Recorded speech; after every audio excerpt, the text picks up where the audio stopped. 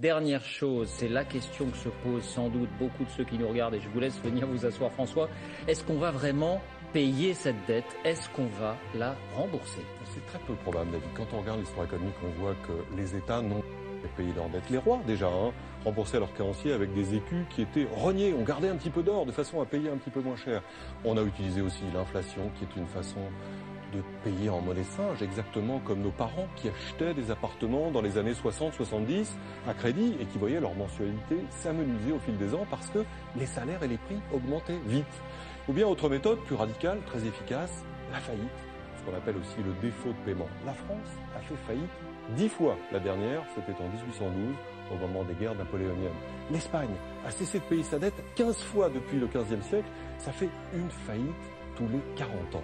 L'Allemagne, parangon de vertu avec la Prusse, elles ont fait toutes les deux défaut 6 fois. Et sur les seules 30 dernières années, on a recensé 71 États en défaut de paiement, et parfois certains à deux pas de chez nous, la Grèce tout récemment. Il y a aussi une autre technique qui accompagne au fond la faillite et qu'on voit apparaître au Royaume-Uni, au Japon, et c'est aussi aux États-Unis. C'est la Banque centrale qui se met à acheter elle-même les dettes de l'État sans avoir aucune intention de les rembourser. Elle les garde dans son coffre.